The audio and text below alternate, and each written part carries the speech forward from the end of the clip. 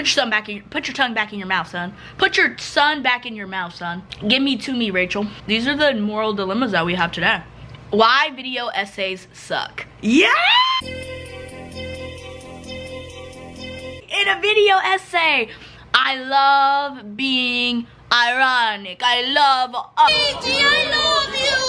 you. To find out why video essays suck, we can look at literary essays, and more specifically, bad literary essays. In doing so, I find that some of the most garbage essays are repetitive, all over the place, and twisted into notation of analysis, evaluation, and summary. Jesus, fuck, that's wordy. Even in my own essays, I've made these mistakes, and that's how I know them so well. Art is meant to be critiqued, which I believe is another art form of itself. So if you feel the need to critique this video, do. Argue with me. I like it.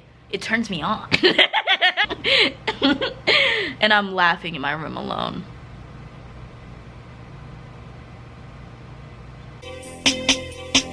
Now, since an essay can technically be any short piece of prose, a video essay can follow this line of reasoning. Short piece of prose recorded. So anyone can make a video essay, but anyone could do anything. But here's the thing. That doesn't mean they should. Charles Hitchens said, everyone has a book inside of them. Where exactly it should be, I think, in most cases, remain. Now, I think, if not objectively, very close to objectively, we can all agree that a good video essay, a good piece of literature, is interesting. What is not interesting is a regurgitation of information said as some sort of prophecy. Sometimes I'll watch a video essay, and they'll say something not that profound. They'll say something like, Barbie is very first wave feminism. But if I put this music behind it, Barbie is very first wave feminism. It's not prophetic. It's not something that hasn't been said before. It's actually a very easy analysis to come. Also, I want to mention one other thing. Yes, with the whole profound thing, yes, we can get really creative, but I don't think the intention of Bluey was to connect with capitalism and imperialistic ideas. I guess it's like a fake deepness, but it's just like, I'll call this bit too much ayahuasca. Too much ayahuasca. Because it doesn't make much sense how the fuck you came up with that. It's not fucking clear. Yeah. So that's one of my other big critiques that I just want to say briefly. I haven't butted into one of my videos in a long time, but up with. So it's not a good essay. It is repetitive.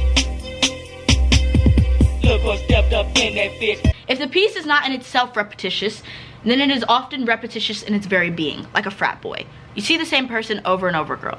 Again, a girl. Mama, a girl behind you. I've watched some really good fucking video essays that talked about topics that I've never seen before. Most of the video essays that I like are like weird SpongeBob ones.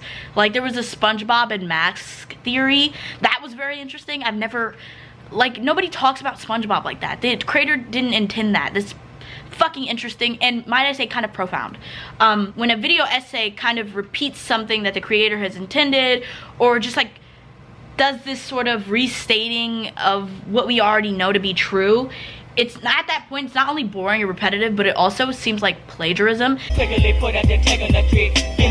I don't know about like since it's a video essay and since it's on YouTube and not that serious, it's like there's no really like, you know, if a writer writes an essay like by another person and it has their ideas in it, it's like plagiarism. You plagiarize it. That's bad. But when somebody does in a video essay, is there any metrics to where people are like, that's plagiarism, that's bad? Like, you could take somebody's thing and be like, you could take somebody's whole fucking front, take a bunch of like things, twist it up, chat GPT that shit in your fucking mind, and like you've got somebody's whole entire analysis of this movie in your video.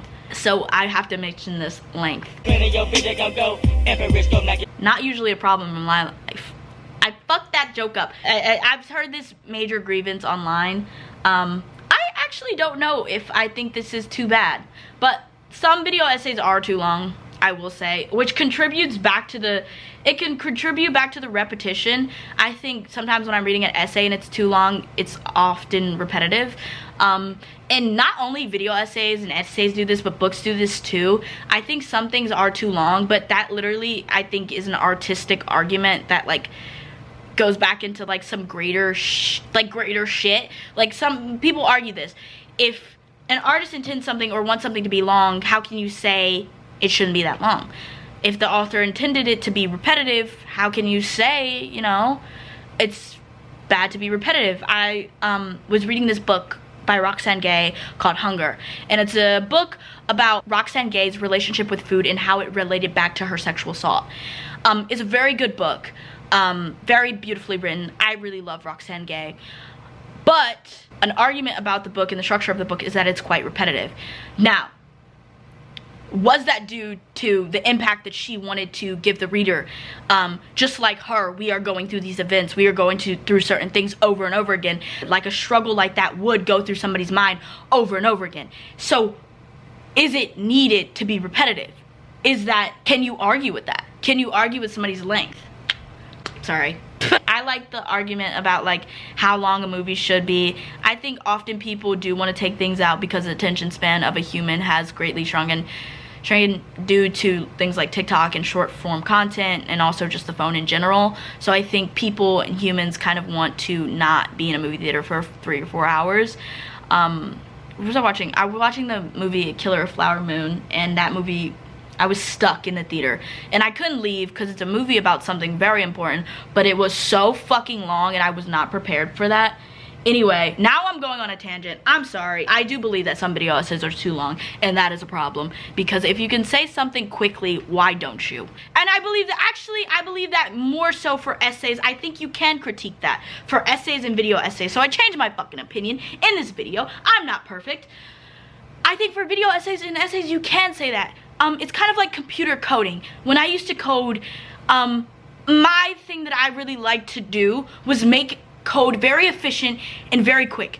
If I can get something done with a couple blurbs of code instead of doing a bunch of fucking if and then statements, if I can get it done with a bunch of those statements, or like less of that, and get it done with just like something very simple in coding, that's what I would do. That's what I like to do. I think an essay is done when you keep the interest of the viewer, and I think you do not keep the interest of the viewer if you are going on for too long. Nobody wants that, unless the information, of course, is interesting, but often it is not.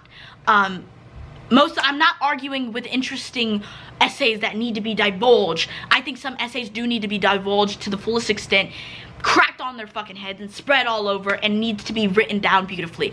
But some essays do not need that. Some essays need to shut the fuck up. Some essays need to shut the fuck up. Anyway, thanks for watching. Love you. I just got an enema. Like your way through the door, creeping up on us, ain't feeling so high. We smoke a fucking blunt full of the fat. Putting them pantyhose over my head when I'm ready to slang, 'cause your bitch ain't gon' die. Call her the dude, make my niggas a mad. 'Cause you be knowing they strapping them gigs. Willing to rob when we doing our jobs. Slanging these bitches who think they so hard. Wearing them bottoms, them nautical stitches be making me think that you get some damn cheese. Put the check up to your hip, then I tell you to drop it up off of you, raise to your knees. Raise to your knees and your bitch get sprayed. Better go scatter